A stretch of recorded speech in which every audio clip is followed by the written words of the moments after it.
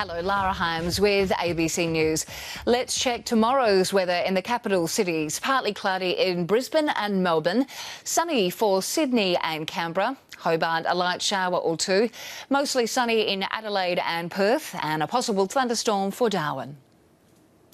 The federal government and opposition are trading blows on the issue of a Disability Royal Commission, with each accusing the other of playing politics with the issue.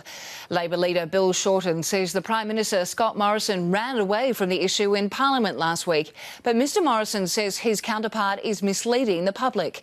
Political reporter Matt Doran has more from Canberra. The Rural Fire Service says it's hoping slightly cooler conditions and higher humidity will help firefighters battling a blaze that remains out of control in northern New South Wales. Firefighters are conducting backburning in the region, but the fire remains at a watch and act level. And in Queensland, a bushfire at Wallangarra has returned to an emergency warning. The fire is travelling in a westerly direction through the Girrawee National Park. The blaze has destroyed more than 31,000 hectares of bushland. There is a warning to homes along Pyramids Road, and weather conditions are hampering firefighting efforts.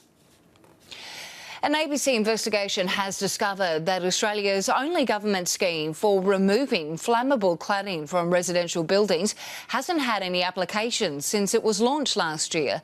Reporter Pat McGrath tells us what this investigation has uncovered. 5 people have been killed when a gunman opened fire at an industrial complex in the US state of Illinois. 5 police officers were also shot and wounded during the incident in the city of Aurora near Chicago.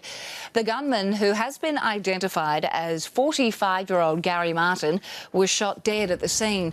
Police say he was an employee at the complex and his motive remains unknown. The city's mayor has condemned the attack. India has threatened to diplomatically isolate Pakistan following a suicide car bombing that struck a paramilitary convoy.